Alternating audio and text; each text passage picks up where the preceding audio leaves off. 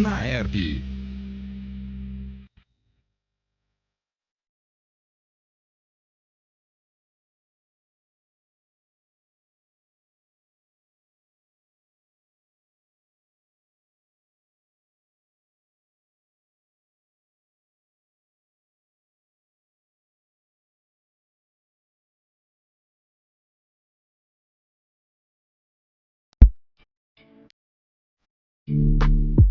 Memória da Comunicação.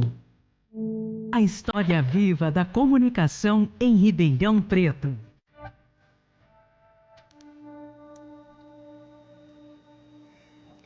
Olá, você que acompanha a transmissão da Rádio Naerp, eu sou Isadora Corrêa Garbellini e é um prazer ter sua companhia. Hoje você acompanha mais um episódio do projeto Memória da Comunicação de Ribeirão Preto, coordenado pelo professor Geraldo José Santiago. Na parte técnica, Andrei Violante e Hugo Nunes. Todos os episódios do projeto Memória estão disponíveis no canal do YouTube Memória da Comunicação e Rádio Naerp. Hoje realizamos uma entrevista com a jornalista Rosana Zaidan, natural de Uberaba e veio para Ribeirão em 1967. Iniciou sua carreira em 1974 e participou da criação do Semanário Domingão. Trabalhou em diversos veículos da comunicação, incluindo o Jornal Diário, a EPTV, o Jornal A Cidade e a Rádio CBN. Além do jornalismo, destacou-se como editora, publicando biografias e livros sobre os temas históricos, como a Catedral Metropolitana de Ribeirão Preto. Em 2006, assumiu a editoria do jornal A Cidade, onde atuou por 10 anos. Olá, Rosana. Olá, boa noite, tudo bem? Boa noite, seja bem-vinda. Obrigada pela participação e por nos acompanhar hoje ao retratar momentos relevantes da história da comunicação de Ribeirão Preto. Eu que agradeço o convite, tá? Para me acompanhar nessa entrevista... Tomara que eu consiga ajudar de alguma forma, né? Vamos lá. Vamos lá. Para me acompanhar nessa entrevista, apresento a vocês meus parceiros de trabalho e estudantes de jornalismo. Lívia Mayumi, Emily Carvalho e Gabriel Bovo. Olá, boa noite, pessoal. Boa noite. Boa Rosana, noite, todo mundo. Boa noite. Rosana, mais uma vez, muito obrigado pela sua participação no nosso projeto. E é muito significante ter você com a gente para retratar a história de Ribeirão. E para começar, eu gostaria de saber como que despertou o seu interesse na área da comunicação. Olha, não é que exatamente que tenha despertado. Eu nasci numa família de jornalistas, né? Meu pai, meus tios, enfim, eu tenho muito jornalista na família e meu irmão, Rubens Zaidan, meu irmão mais velho, meu único irmão, né?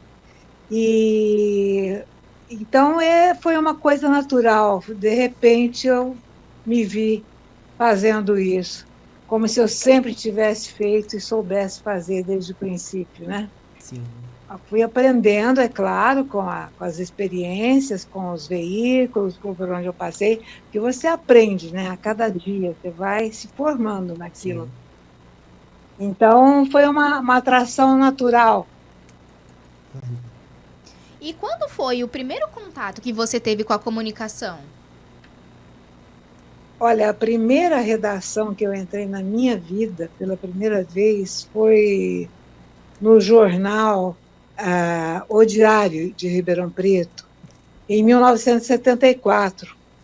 O jornalista José Hamilton Ribeiro foi à universidade, ao UNAERP, na época, né?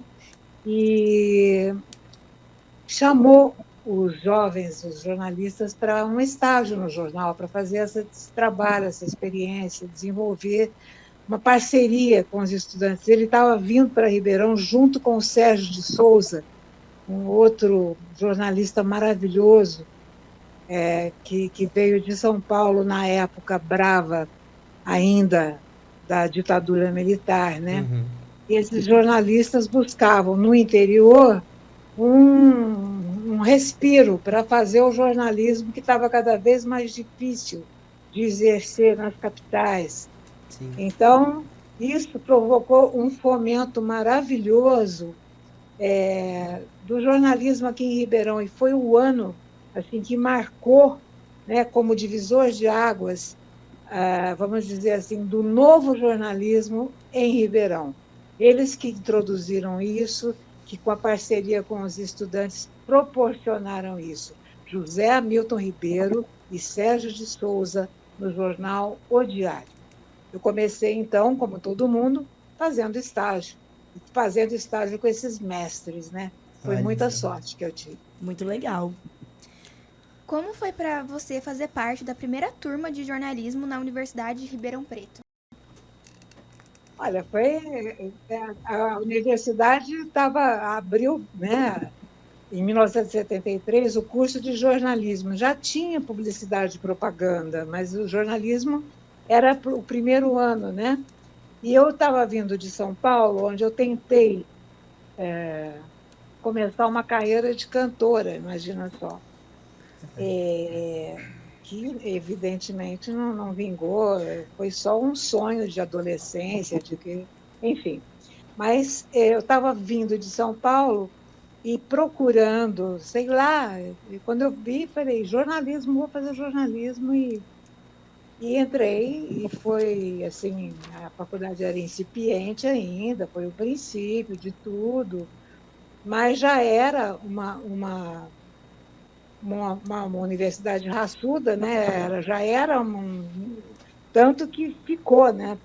Fez um plantel, vamos dizer assim, de alunos e acabou formando os seus próprios professores e foi um sucesso a UNAERP, né? O jornalismo da UNAERP. E como eram as matérias e a forma de ensino no curso de jornalismo naquela época? Eu não sei exatamente como é hoje, né, para dizer, mas eu tenho a impressão que o currículo deve ter melhorado muito com o passar dos anos, que as disciplinas práticas, que naquele tempo não existiam, né, tenham se desenvolvido de uma maneira mais eficaz, tanto em rádio, como em jornal impresso, como em televisão. Eu imagino que a UNAERP tenha desenvolvido tudo isso, não é? Naquele tempo era uma coisa mais assim, sabe? Didática, de teoria da comunicação, né? Marshall McLuhan, aqueles teóricos que faziam sucesso na época, e a gente ia mesmo na raça. Quer dizer, eu digo que a minha grande faculdade de jornalismo, na realidade, foi a redação. A redação é o grande laboratório de cada jornalista que se desenvolve e se aprimora, sem dúvida alguma. Sem prática, sem redação, seja de jornal, rádio ou TV, a gente não vai para lugar nenhum como jornalista. Precisa fazer para aprender a fazer. Aí sim. Você começou primeiro no jornal, na rádio ou na TV? Você falou que foi estagiária, mas onde você deu Não, início à sua trajetória? foi na redação do jornal O Diário. Sim, sim. Eu já entrei de cara, me deram uma editoria, veja você, eu tive muita sorte. Verdade. Editoria de cultura, de artes e espetáculos. Então, como editora de artes e espetáculos do jornal O Diário, eu tinha uma página diária chamada Seu Programa. Eu trabalhava feito uma moura, como se dizia antigamente, né? Então, todo mundo que estava ali dava o sangue, porque gostava. E, no fim, a gente se apaixona, né? A gente só quer trabalhar, mais nada. Agora vamos relembrar Agora vamos relembrar o semanário Domingão, criado em 1975, com a estreia marcante. Isso, foi uma estreia marcante mesmo, porque eu fui capa do primeiro Domingão, imagina, como repórter, varrendo as ruas de Ribeirão Preto. Foi uma delícia, sabe? Uma experiência maravilhosa para mim, que estava aprendendo esse novo tipo, new jornalismo, né? Que vinha daquela influência do Gay Talese, lá dos Estados Unidos, né? Daquele pessoal. E através do Sérgio e do Zé Hamilton, que eram um repórter maravilhoso que perdeu a perna no Vietnã e escreveu um capítulo, vários capítulos da história do jornalismo no Brasil, né, o Zé Hamilton. Outro, o Sérgio de Souza, que era um grande editor de texto, que ensinava todo mundo a escrever melhor, porque ele cortava os excessos, tirava, podava, sabe? E era muito na lata, assim, muito sincero, ele não dourava pílula com ninguém. Então, foi um grande mestre para nós todos também. Muito legal. E o jornal, ele se propunha fazer um jornalismo mais crítico e independente, né? E como que essa proposta se refletia no dia a dia da redação? Ficava todo mundo respirando daquilo, né? Bolando pautas, criando pautas, era fantástico. Que a melhor coisa do jornalismo é que é um laboratório de criação, né? Você pensa em retratar, em relatar as coisas do dia a dia, mas, ao mesmo tempo, para fazer isso, você tem que ter repertório, tem que buscar coisas, tem que ler muito, tem que se informar muito. Então, tudo isso vai te dando capital profissional para se desenvolver. E nada como o jornalismo para fazer um jornalista, quer dizer, o exercício diário do jornalismo, né? Então, foram experiências marcantes, tanto no Jornal Diário, que veio a ser o primeiro jornal que implantou offset em Ribeirão Preto, como também tanto no jornalismo diário, né, como também no jornalismo semanários, com a experiência de fazer jornalismo de laboratório, jornalismo de texto, com um tom confessional, em primeira pessoa, coisa que não se usava normalmente em Ribeirão, né? Sim. Bom, e voltando um pouquinho no impresso O Diário, quais eram os jornalistas que trabalhavam com você, Rosana? Bom, eu era da turma, né, dos novatos, né, os novos. Eu era um amigo, Toninho Achê, na época, que fazia estágio também comigo. O Lau Batista, que veio a ser um grande editor aqui em Ribeirão Preto de livros, na editora Coruja, que infelizmente faleceu muito cedo, perdemos o Lau muito cedo. E quem mais? E, na época, havia os jornalistas tradicionais, né? já que estavam no jornal, né? O Júlio Chiavenato, que depois veio a ser um grande amigo e a vida inteira um grande parceiro nas discussões de temas, nas orientações de política. Ele era um iluminado, digamos assim. Para mim, então, que era nova, né, assim, começando, era um raio de sol, né, o Júlio Cavenato. E depois também vinha trabalhar com Jarbas Cunha, né, e principalmente, né, o Sidney Quartia no esporte. Era uma turma, sabe? Depois, com o tempo, foram entrando outras pessoas, Maria Ângela Gumerato, Estela Coimbra, Tony Beer. Olha, já é uma geração, Cláudio Dias. Eram jornalistas que se foram formados ali no Jornal Diário, inicialmente, e que depois viriam a se constituir no grosso da redação do jornal da EPTV, no jornalismo da EPTV, que foi implantado em 1980. E eu não posso esquecer de citar também Carlos Alberto Nonino e Rubens Aidan, meu irmão, que sempre foi meu mestre, meu pioneiro, sempre à frente fazendo jornalismo na família. E onde ficava o jornal na época? O jornal, o Diário? Isso. O Jornal Diário ficava ali na rua Américo Brasiliense, naquela baixada. Ele ficava numa portinha, tinha uma portinha assim de correr, de subir, sabe? E você entrava, passava por uma oficina que cheirava chumbo, aquele cheiro de chumbo, porque tinha a impressão ali no tipo na época. E era muito. Subia uma escada e tinha 2 ou 3 salas ali em cima que eram a redação do jornal. Então, era ali que ficava, na Américo Brasiliense com Saldanha Marinho. Ah, que bacana. E qual a importância do jornal diário para a sua carreira? Então, do ponto de vista de formação, foi total, né? Porque foi lá que tudo começou.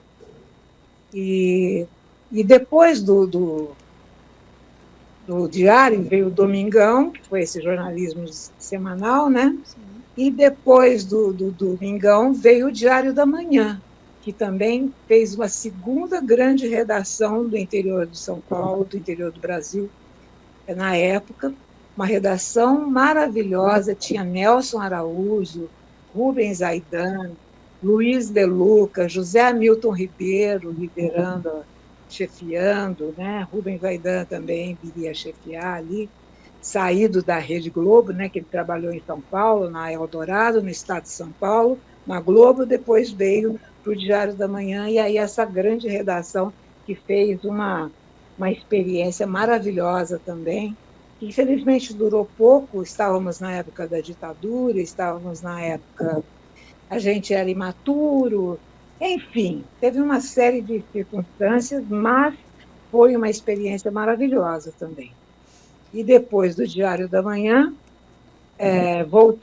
voltaríamos ao jornal Diário depois de uma incursão pela revista a TV Guia da Editora Abril em São Paulo, que o Sérgio de Souza me levou para lá.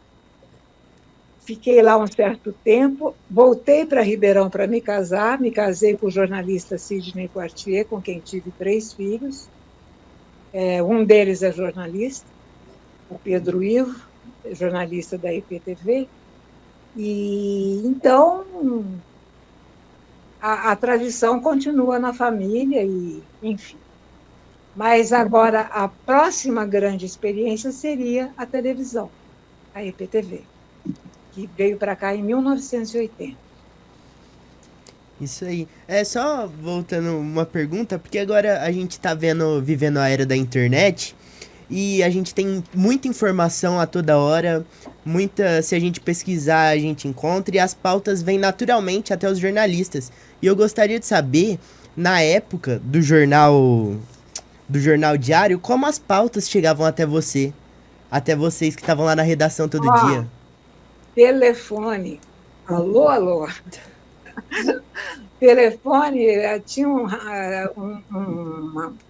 uma editoria chamada Rádio Escuta, que era a nossa ligação com o mundo. Quer dizer, pelo telefone você fazia as rondas, até hoje, né? Se faz ronda pelo telefone. Né? Acho que isso não acabou, acho que isso não acaba nunca, né?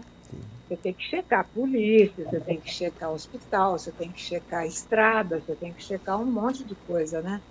Então, mas vem pela internet hoje de uma maneira muito mais fácil, né? Eu diria que isso agilizou tremendamente a comunicação, mas, ao mesmo tempo, existe agora, né, o risco grande das fake news, né? Que naquele tempo era mais difícil, né? De você... Geralmente, tudo era checado, tinha fonte, você tinha suas fontes, formava fontes confiáveis, era muito legal. E hoje a gente tem também, e é mais rápido, e é simultâneo, e vem de todas as partes, mas você ainda tem que prospectar, eu acho, e checar tudo, né? Sim. E é aí que o jornalismo faz a diferença das fake news, né? Isso mesmo. É que tá, porque o jornalista checa, o jornalista ouve todas as partes, o jornalismo tem que dizer a verdade, né? Tem que buscar a verdade. Nem sempre é cristalina, mas tem que buscar. Isso mesmo. E agora, relembrando um pouquinho da fase importante da sua trajetória, o tradicional Diário da Manhã. O primeiro veículo de Ribeirão Preto a alcançar uma longa trajetória, né? Ultrapassando os 90 anos de circulação, e um dos lugares que você fez história também. Como era a rotina do Diário da Manhã, que já tinha uma longa tradição na cidade? Olha, o jornal foi totalmente remodelado. Eu, felizmente, tive a sorte de participar dessa remodelação. Eu vivi isso no Diário, eu vivi o ineditismo do Domingão. Olha que sorte que eu tive. E também essa coisa do Diário da Manhã, ter essa redação forte, sabe? Organizada, profissional. porque antes, em Ribeirão Preto, havia muito colunismo e pouca reportagem.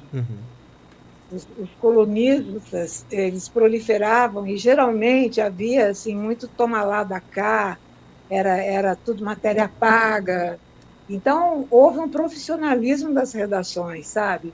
E para isso eu repito, os grandes mestres, os grandes pioneiros foram José Hamilton Ribeiro e Sérgio de Souza. Para quem quiser contar a história de Ribeirão, é preciso reforçar isso. É claro que nós tivemos os nossos jornalistas locais bravos, Antônio Machado Santana, né, o Costabile Romano, que fez o Diário, o Orestes Lopes de Camargo, que fez a Cidade, né, muitos jornalistas maravilhosos. E agora veio esse reforço, né, do novo jornalismo com Sérgio de Souza e José Hamilton Ribeiro, e com eles os estudantes nas redações, o academicismo que não havia antes, o profissionalismo, a formação profissional dos jornalistas levada a sério. Eu acho que houve um aprimoramento do jornalismo, então foi uma grande experiência. Bom, e na sua opinião, qual foi a principal contribuição do Diário da Manhã para o jornalismo local? Foi essa experiência de dar à cidade mais uma versão renovada de um veículo centenário, a mesma que depois o jornal A Cidade viria a fazer em parceria com a EPTV. Ou seja, introduzindo a reportagem nos veículos de uma maneira definitiva. Agora, saindo um pouco do jornalismo impresso, como que surgiu a oportunidade de atuar como repórter na revista TV Guia, da editora Abril? Bom, na TV Guia foi essa coisa do Sérgio de Souza, né, que me conheceu aqui. Ficamos mais que amigos, né? Ficamos como se fôssemos pai e filha. Ele, a mulher dele, eles me adotaram, assim, foi aquela coisa, aquela paixão, né, profissional e pessoal ao mesmo tempo. E então me levaram para a casa deles, vejam vocês, para fazer esse trabalho lá na TV Guia. Acontece que eu já estava em Ribeirão namorando e apaixonada e queria voltar para cá, porque meus pais também estavam aqui, enfim, tinha uma vida aqui. Voltei para Ribeirão, me casei aqui, mas na TV Guia foi uma experiência fugaz. Foi boa, porque me pôs em contato com uma grande redação, né? Eu vi como funcionava, e na época a editora Abril era top do top, né, das editoras, e vi como funcionava uma redação estruturada, realmente profissional, com recurso, com capital, né, impressão de cores, equipe hierarquizada. Foi uma aula de jornalismo para mim também. Não deixou de ser. E em revista, né, que era outro tipo de veículo ainda. E continuando nessa parte da revista, qual que era a sua principal função na revista? Eu era repórter. Ah, que legal. Fazia matérias, né? Fui entrevistar Elis Regina. Olha que coisa ruim de fazer, né? Um show um programa que ela fez na Bandeirantes, fui acompanhar, acompanhei programas do Fernando Faro. Foi muito legal. Isso. E como era a rotina de produção? Você falou que você percebeu uma drástica mudança. E uma drástica mudança que eu digo, assim, que você é mais profissionalizado, você encontrou um outro universo dentro da redação ali. E como era a rotina de produção de pautas e reportagens lá na TV Guia? Era uma rotina, tinha os produtores, né, de pauta, como hoje qualquer redação tem, como tinha os editores que pegavam e tinha os repórteres, a reportagem que produzia as matérias, os editores editavam, né? E funcionava assim, o chefe de redação era o Boeli Guimarães, depois veio a ser diretor da Rede Globo, de jornalismo. Dante Matiusi era chefe de reportagem, foi meu chefe. E a gente trabalhava assim, era muito legal, era bom. Só que não era o que eu queria, eu não queria morar em São Paulo. Não gostava de São Paulo. Bom, e teve alguma matéria marcante que você produziu nesse período? Não, não, não. Nada marcante, apenas um aprendizado marcante nessa época. Agora vamos para a rádio. Quando e como foi o primeiro contato que você teve com a rádio? Bom, rádio foi a Rádio Renascença, que então era da UNAEP na época. Eu voltei para a faculdade e, para concluir a faculdade, eu comecei a fazer. Fui lá fazer um teste, falei, eu vou ver se acontece alguma coisa. Eu entrei, comecei a falar, o pessoal, na época era o Pedro Giacomini, me lembro. Ele disse, mas você já faz rádio há muito tempo, né? Eu falei, não, nunca fiz. Aí ele falou, não é possível. É que eu vinha também de uma família de locutores. Meu irmão sempre foi locutor, enfim, acho que era uma coisa da família mesmo, uma vocação familiar, assim. E eu me achei aquilo muito natural, falar, apresentar, programa com música, muita música. Então, tinha o Renascença Zero Hora, né? Música e informação na madrugada. Então, fez sucesso na época, abriu um horário, sabe, na madrugada de Ribeirão Preto, com voz feminina e notícias frias, né? Porque eu gravava, eu deixava pronto, né? E uma boa programação musical, muito boa, uma seleção de primeira. Eu gostava muito de música também, e aí deu para casar essas duas coisas. E o que você fazia na rádio? E o programa, né? Renascença Zero Hora. E apresentava, e com isso eu pagava a minha faculdade. Como que era a programação da rádio? A programação da rádio era bem diversificada, tinha esporte, o José Luiz da Atena trabalhava na rádio, o Marcos Frateschi, que depois eu vim encontrar na EPTV e na CBN, trabalhava também, com uma voz belíssima, né? Então, tinha um locutor maravilhoso, que agora, meu Deus, esse negócio de idade é um problema, porque você vai esquecendo os nomes, sabe? E eu sei quem ele e não me vem o nome à cabeça agora para dizer. Mas tinha uma equipe muito boa na Rádio Renascença, uma equipe maravilhosa. E era da UNAERP, né? Hoje ainda tem, né, rádio na UNAERP. Sim. Tem sim. E havia participação do público nos programas da rádio? No meu não, né? No meu programa não, mas havia sim programas com participação popular. E tinha algum repórter que era uma referência para você na rádio? Olha, repórter, o Datena já era uma pessoa que chamava atenção na época, o José Luiz Datena, e depois foi para São Paulo e fez carreira lá. Marcos Frateschi e outros grandes locutores, que infelizmente, agora eu esqueci o nome deles, infelizmente não consigo dizer, uma pena. Qual horário da rádio você atuava? De madrugada. O programa ia ao ar a partir da meia-noite. Renascença Zero Hora, né? Olha, muito legal. E teve alguma outra rádio que você já trabalhou? Depois eu trabalhei na Rádio Alvorada. Eu já estava na IPTV e apresentava também musicais, né? Assim como o Renascença Zero Hora, naquele mesmo estilo. Era bem legal. Sim. E falando um pouquinho da televisão, quando iniciou essa transição que você teve da rádio para televisão?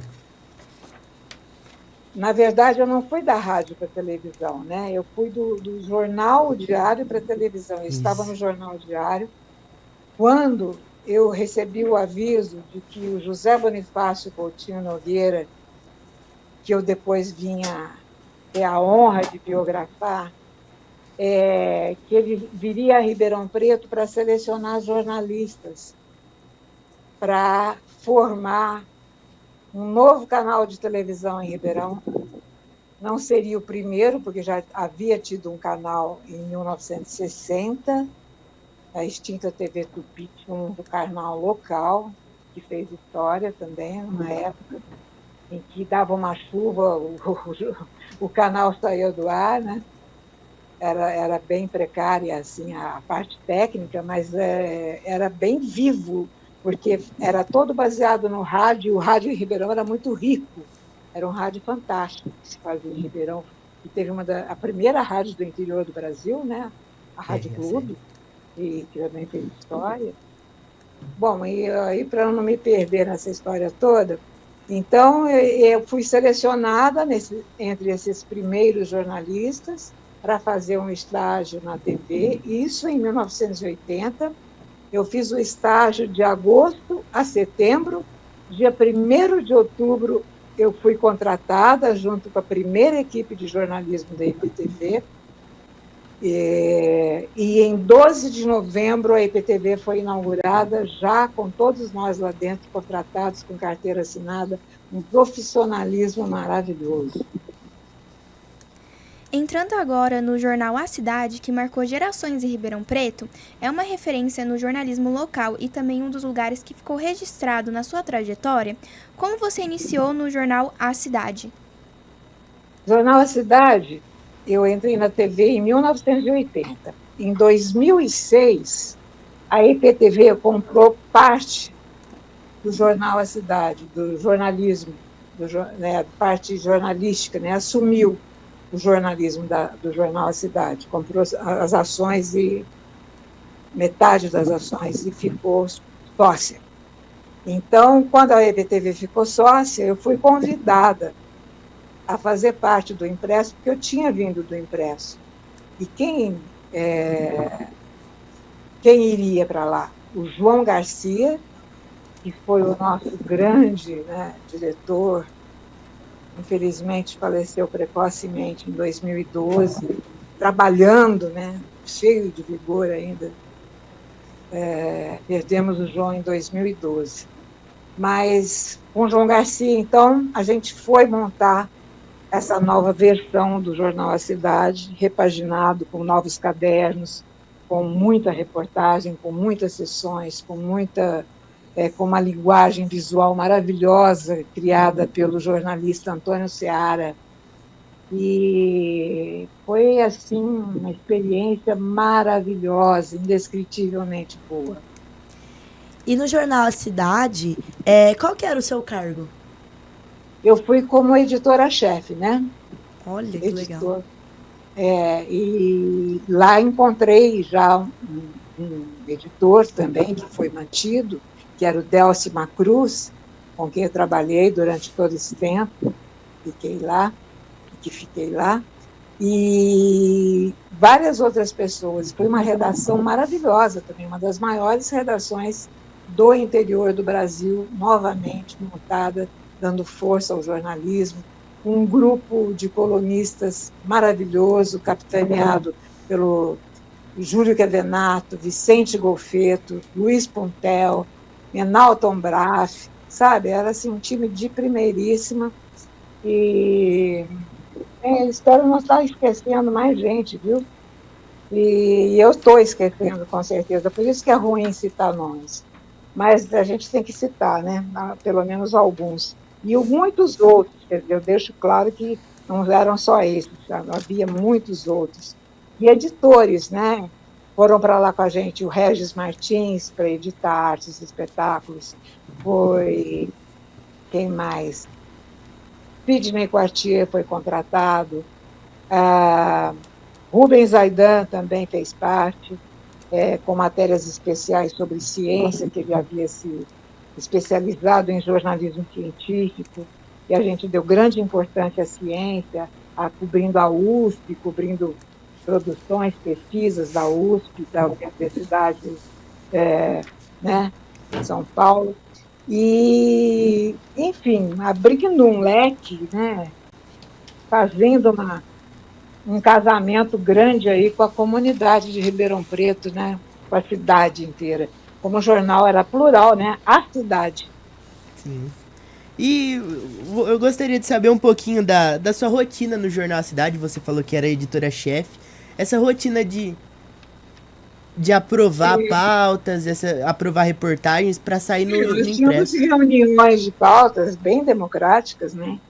Que participavam o diretor, o João Garcia, eu, os outros editores. Cada editor representava a editoria de esportes, a editoria de artes, a editoria de política, enfim, editoria, o colonismo social também, né? Nós tínhamos o colunista lá, o Amir Khalil, depois entrou a Juliana Rangel, Adriano Quadrado era repórter, um texto maravilhoso, o Mário Evangelista também depois veio agregar, Tiago Roque também veio editar o jornal, quem mais? Hélio Pelissari era chefe de reportagem, quem mais, meu Deus? Tinha tanta gente lá. A Jucimara de Paula era repórter, uma equipe de fotógrafos maravilhosa, Weber Cian, Matheus, meu Deus, olha só que perigo, né? A memória. O Matheus, eu vou falar o primeiro nome, tá? O Piton, Firmino Piton, e lá, quem mais? O Pimenta. E lá a gente encontrou também o pessoal da família Orestes, né? Lopes de Camargo, que era apaixonante. A Vera Moquenco, que era uma revisora maravilhosa, que era, né, neta do velho Orestes Lopes de Camargo. Conheci também o neto dele, o Orestinho, que estava lá já na redação. E a gente foi juntando forças ali, né, dos tradicionais e dos novos, e dessa união nasceu um jornal muito forte, muito pulsante, muito fantástico, que revelou nomes como Cristiano Pavini, a nossa querida Daniela Penha, depois veio para cá Josué Suzuki, que veio a ser o substituto do João Garcia na direção do jornal, e que era também um diretor maravilhoso, um grande amigo, se tornou um grande companheiro. Enfim, jornalismo é a arte de fazer amigos, criar laços e aprender o tempo todo. A gente no jornalismo fica desse tamanhozinho porque descobre que não sabe nada. Pouco que sabe, não é suficiente para dar conta das demandas do jornalismo. E após a sua passagem pelo Jornal A Cidade, você encerrou sua trajetória de 10 anos na imprensa, na escrita, ao assumir um novo desafio da Rádio CBN, certo? Não foi exatamente assim. Eu voltei para a IPTV quando o jornal fechou. O jornal foi fechado, infelizmente, em 2016 e ficou online. Então, eu voltei para a IPTV, sabe? Sim. E lá na IPTV havia a Rádio CBN, grupo também da IPTV, que eu comecei a fazer coisas, peguei um gosto enorme, a gente apresentava, o Marcos Strateski e eu, nós apresentávamos o programa Giro, todas as tardes, que me deu um retorno maravilhoso, assim, as pessoas, estou te ouvindo, muito mais até do que o jornalismo impresso, ou que o jornalismo de televisão. A rádio, você fala no ouvido da pessoa, né? A rádio é fantástica, é demais da conta de bom. Enfim, todos os veículos, né, são apaixonantes e têm suas características, suas dificuldades, suas delícias. Eu fico vendo vocês assim, começando, terminando faculdade e indo para essa vida, eu fico apaixonada, viu? Desejo que vocês sejam todos muito felizes. Muito Obrigado. Muito obrigada. Um exercício maravilhoso da profissão. Verdade. E quais foram os principais aprendizados no período da CBN? Então, esse de ter o retorno do público muito rápido, de você pegar um táxi, você começar a falar, não me lembro então, você é tal, não é? Estou reconhecendo sua voz, não sei o quê. Sabe, ser reconhecido pela voz, uma coisa de louco, assim, a CBN, uma penetração enorme, né? Então foi maravilhoso tudo isso. Gente, eu não posso deixar de falar ao longo dessa trajetória toda, da minha parceria com o João Garcia, tanto na TV como no jornal, como durante minha vida inteira, desde o jornal diário, o João estava lá. O João sempre foi uma pessoa que a gente se entendia no olho, assim, a gente olhava um para o outro, a gente já sabia o que o outro estava pensando, e trabalhava muito fácil junto. Então, era maravilhoso trabalhar com ele, sabe? E, além do João Garcia, eu preciso falar do Antônio Carlos Coutinho Nogueira, que foi meu primeiro diretor, que me levou à chefia de redação da EPTV, foi meu primeiro diretor, e me deu, assim, todas as possibilidades de crescimento profissional, que acreditou na nossa equipe. Quer dizer, não foi só comigo que ele fez isso com a equipe inteira do jornalismo da IPTV. E a quem eu devo muito, que fique claro, cristalino, Antônio Carlos Coutinho Nogueira, um grande homem, um grande executivo, um jovem diretor, filho do JB, né? Filho caçula do JB, muito novo na época, com um pouco mais de 20 anos, ele já assumiu e fez um departamento de jornalismo brilhante. Bom, o último projeto de qual você participou foi a série de programas especiais Nossa Gente, que abordou as origens de publicação e de cultura da área de cobertura da IPTV, no interior paulista e no sul de Minas Gerais, em comemoração aos 40 anos da emissora.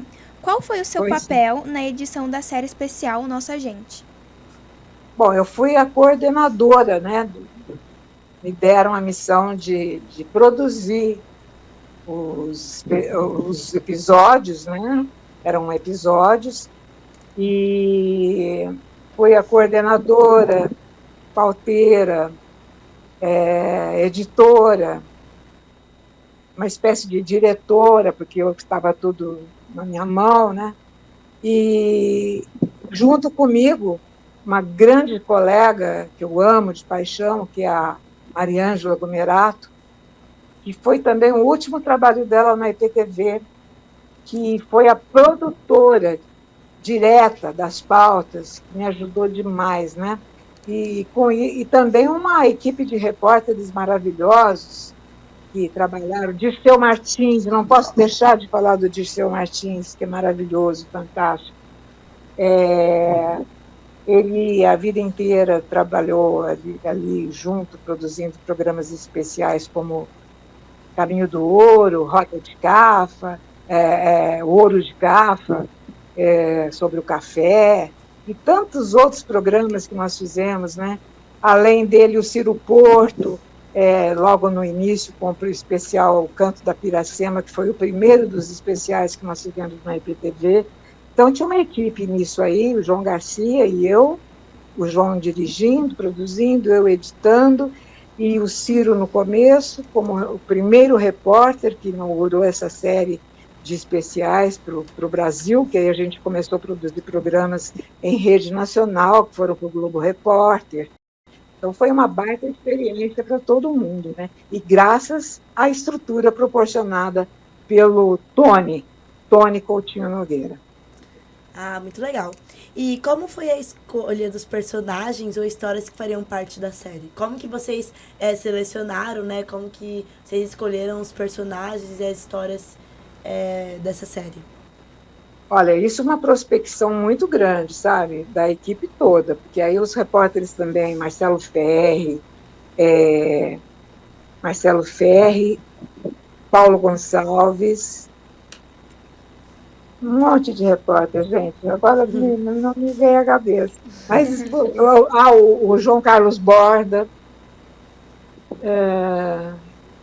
enfim, muita gente. E também os produtores, a principal produtora, a gente tinha, né? A gente tem, e as fontes regionais muito ricas, a gente tinha contatos na região, informantes mesmo, sabe? Que passavam nomes, passavam perfis, passavam situações, e graças a isso a gente conseguia.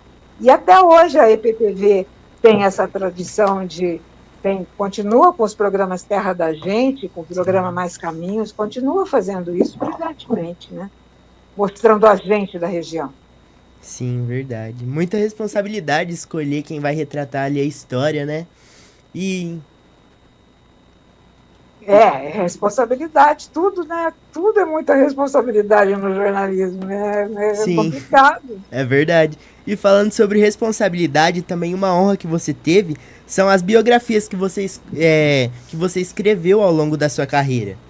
Começando pela do Cândido Portinari. Como surgiu o convite ou a ideia de escrever a biografia sobre ele?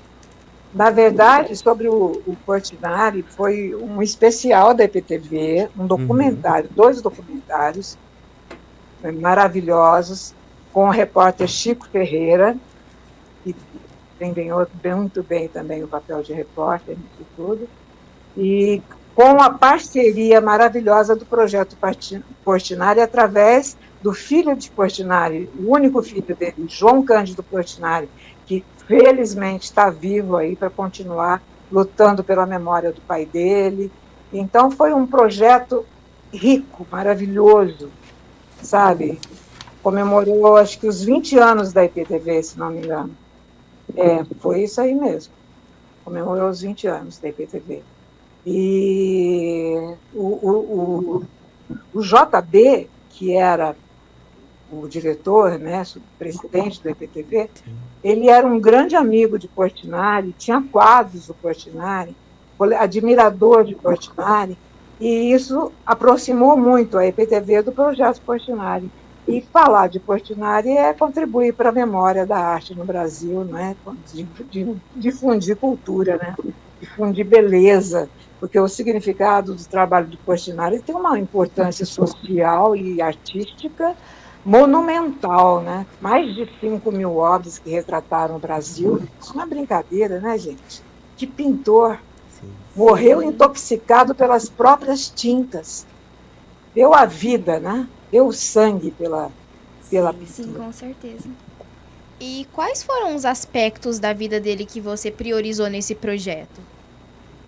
Do Portinari, esse Isso. papel social dele, sobretudo, essa visão do Brasil, esse mosaico do Brasil que ele pintou ao longo de uma carreira que foi curta, porque ele morreu com 60 anos, 59 anos, eu acho. Morreu intoxicado, mas foi tão produtiva que, nesse tempo, desde quando ele saiu de Brodowski, foi para o Rio de Janeiro, ele produziu 5.000 obras. Nossa, é muita 5.000 obras. Muita coisa, né, gente? Muita coisa. Muita coisa. Quanto tempo durou o projeto e a produção do livro? Do livro... Que livro, meu amor? O Você projeto tá do Cândido Portinari. Do documentário? Isso. Durou, vamos dizer assim, uns 6 meses, entre produzir, editar e pôr no ar. Ah, muito legal. E agora vamos falar sobre a Catedral de São Sebastião, né? Que é uma catedral metropolitana aqui de Ribeirão, que é considerado um dos pontos mais bonitos e marcantes da cidade. E com isso, o que te motivou a escrever um livro sobre a Catedral de São Sebastião? Na verdade, isso foi uma proposta do Lau Batista, nosso querido Lau Batista, que assim, um visionário, era um visionário e tinha essa vontade de produzir. Foi o editor de Ribeirão Preto. Sim. Como Zé Olímpio, que nasceu em Batatais, foi um grande editor. Aqui a gente tinha esse talento no Lau Batista. Ele fazia livros a mão cheia, assim como, sabe? E ele queria, não sei se o Padre Chico propôs, o Padre Chico, né, da Catedral, ou se foi ele, mas, enfim, me procuraram para eu organizar esse livro, que, na verdade, eu não me considero autora do livro, embora eu tenha assinado, porque fui eu que fiz a finalização de tudo, mas é uma coletânea de trabalhos já feitos sobre a Catedral, por exemplo, Nainora de Freitas, o Nicola Tornatori, que é um colega jornalista meu, que foi grande pesquisador desse trabalho, sabe? E várias outras fontes. Eu bebi em todas as fontes possíveis. E todas elas são citadas no livro, com certeza. Agora, eu fui a responsável por essa compilação, por essa edição, por esse texto final, e então houveram por bem aí, quiseram e assinaram o livro, como Rosana Zaidan, tudo bem, eu fico honrada, mas é bom que se diga que tem muitas mãos nesse texto. E qual foi a maior descoberta durante a pesquisa? Uma descoberta assim, muito curiosa. Olha, o Nicola descobriu a planta da catedral, acho que no porão da prefeitura. Uma das coisas. Muito legal, sabe? Como foi o processo de transformar essa pesquisa em um texto envolvente? É aquela coisa, né? Eu ia para a catedral, sentava lá, ficava rezando, acredita. Eu queria me impregnar daquilo, sabe? Para poder fazer o texto envolvente. Sim. Menos técnico e menos histórico e mais tocante. Porque se você não tocar pelo coração, vai tocar de que maneira, né? Verdade. E eu pedia muito essa inspiração a Deus, e eu acredito muito nisso, na fé, eu tenho muita fé. E então eu acho que eu recebi essa graça de fazer, conseguir pelo menos fazer o meu melhor. Sim. Sim. E o que mais te emocionou ao escrever esse livro? Foi esse contato, sabe, com essa raiz, mais uma raiz, mais uma história, mais um mergulho em Ribeirão Preto, nas nossas tradições. Foi, como tudo que o jornalismo proporcionou, foi uma viagem linda. E qual é a importância desse livro para a história de Ribeirão Preto? Olha, isso só o tempo dirá. E é que o livro tem importância, o tempo dirá. De certa forma, é uma contribuição, com certeza, uma contribuição importante, porque tem muita coisa ali acrescentada, compilada, tem entrevistas, tem fotos, tem do Beto Batista, irmão do Lau Batista, e é um trabalho bonito, assim, artístico, né? Então, eu acho que fica como mais uma contribuição. Tem muitas outras, né? A Nainura é uma grande pesquisadora da história da igreja em Ribeirão. Tem muita gente que faz esse trabalho com seriedade. E o Nicola, que infelizmente faleceu, era um grande pesquisador também, a quem eu respeito muito e tenho muita saudade do trabalho dele. Tem alguma pessoa da cidade que você ainda gostaria de biografar? Olha, como faz a Daniela Penha, que tem aquele projeto História do Dia, eu acho que todo mundo merece uma biografia. Verdade.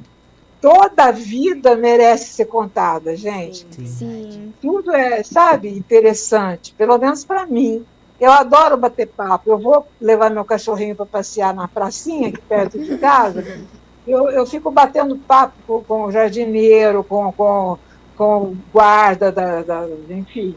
Sabe, eu vou descobrindo histórias, assim, e cada história, cada uma melhor que a outra, gente. Você só se encostar, vem a história. É muito legal. Verdade. Muito legal.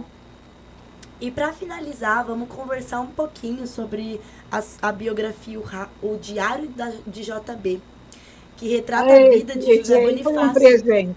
Né? Que é o fundador da IPTV. E sobre o livro Diário de JB, como que foi o processo de mergulhar em 60 cadernos escritos ao longo das décadas? 60 cadernos, isso Muita mesmo. coisa. As caixas chegaram aqui em casa com aqueles cadernos todos. Meu Deus, que loucura que foi aquilo. Eu olhava para as caixas olhavam para mim. Aí eu fui pegando os cadernos e foi um presente que eu ganhei, na verdade, foi um grande presente. Porque o Tony me disse, não sei se você vai entender a letra do meu pai. Eu falei, claro que vou entender, espero que sim. Olha, e não deu outra. Eu lia como se fosse, sabe, não que a caligrafia fosse uma caligrafia normal. Não era exatamente uma caligrafia normal. Era boa, mas não era. Era uma caligrafia de quem tem personalidade, sabe aquelas caligrafias, né? Mas desde a primeira linha tudo ficou absolutamente legível para mim e foi uma interação espiritual com aquele trabalho dele, com aquele texto dele, com aqueles textos, né, confessionais, assim, diários, uma coisa absurdamente rica, sabe? Que ali tinha a história do Brasil, tinha história da política brasileira, tinha a história de um homem, de um estudante de direito do Largo São Francisco nos anos 1940, de uma pessoa nascida na década de 20 em São Paulo, de uma família de usineiros, empresários, mas que tinha uma visão social maravilhosa e que acabou se tornando responsável pelo primeiro projeto de reforma agrária no Brasil, que ele fez em São Paulo quando foi secretário da Agricultura. Sim. Maravilhoso o trabalho dele. E depois na televisão, gente. Não foi só a EPTV que esse homem fez. Ele fez a TV Cultura. Foi ele que implantou a fundação, foi o primeiro presidente da Fundação Padre Anchieta. Na minha opinião, a TV Cultura é o resultado mais feliz de todas as experiências de comunicação que nós já tivemos, porque é uma TV estatal, mas não é uma TV pública, não é uma que fale por governos, é uma emissora que representa o povo brasileiro, tanto o de São Paulo como de outras partes do país, e faz esse jornalismo, tem essa preocupação, tem um acervo maravilhoso de entrevistas, de programas, de documentários musicais ou não, jornalísticos ou não. É fantástica a TV Cultura, e tudo isso foi obra do nosso querido JB. Ele plantou essa semente, e foi apaixonado pela TV Cultura que ele resolveu depois fazer televisão regional. Investir no jornalismo das regiões como um ovo de Colombo, sabe? Que pôr em pé uma ideia dessas. Que ele era um homem brilhante, inteligente, à frente do tempo dele, uma personalidade fantástica, quente, desconcertante, uma sinceridade maravilhosa.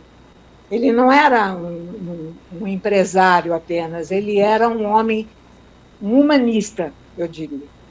Isso. E você chegou a comentar que conheceu ele pessoalmente, não é? Conheci sim. Isso, e depois de ler... Tive o prazer, foi ele que me contratou, né? Ele e o Boni, o filho dele mais velho, que vieram fazer as entrevistas. O Tony, nessa época, ainda era um garoto. Imagina, em 1980, ele tinha 18 anos. E 7 anos depois, ele já era diretor da EPTV, o Tony. Mas, assim, então eu conheci, sim.